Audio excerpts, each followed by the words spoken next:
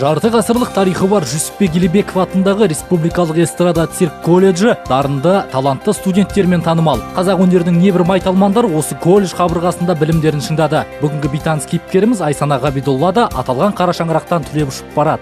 Семей қаласындағы Айналайын ән би студиясында тәлім алдым. Ол жерде енді есімде жоқ, бірақ толықтай 6 жылдай білім алып шықтым вокалдан. Арман қуып, әрбір жас жігіттердің, жас қыздардың арманы осы Алматы қаласы, Алматы шаһары деп айтады, жастардың өнердің ордасы деп. Сол себепті болар ешкім қарсылық білдірген жоқ, ата-анамның тарапынан ғой. Осы Жүсіпбек Елебеков атындағы Республикалық эстрада цирк колледжіне арнайы негізі бұл жерге мен жеке ән салу мамандығына келген болатынмын. Сондықтан мүмкін эстрада жанры маған жақын болды ма екен. Сол себепті бағымды осы эстрада вокал бөлімінде сынап көрсем деген ой болды. Тапсырып оқуға түстім. Енді міне 3 жыл өтіп кетті. Осы 3 жылдың көлемінде жеткен жетістіктерім өте көп.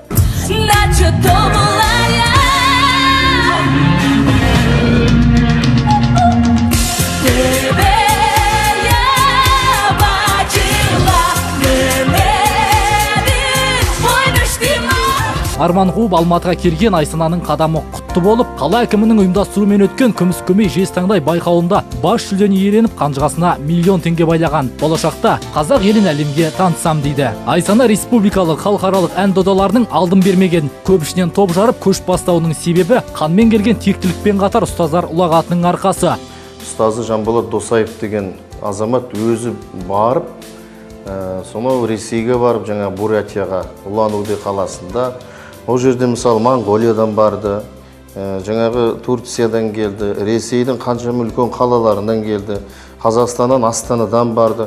Мынау Жүргенов атындағы Қазақ ұлттық өнер академиясының студенттері барды. Соның арасында топ жарып, бұл енді біз орта буын оқу орны ғой. Колледждің өзінде барып, топ жарып, үлкен жүлдемен оралды жаңағы Айсана қызымыз. Оны енді қарап отырсақ, бұл да бір алғашқы баспалдағының бірі, алғашқы табыстарының бірі. Қазір осылай өнері өзі осылай басталады.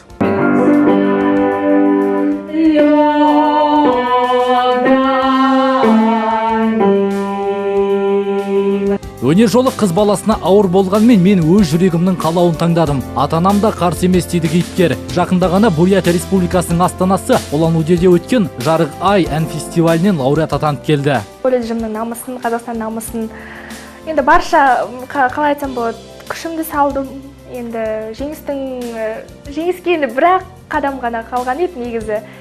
Финалына жетудің өзі бақыт. Негізі өзімді бір жағынан ойлап қоям, Димаш Құдайбергенов. Ол Қытайда бақ сынап жатқан кезде мен ана жақта Бурятияда деп өзімді солай кішкене шыңдадым да.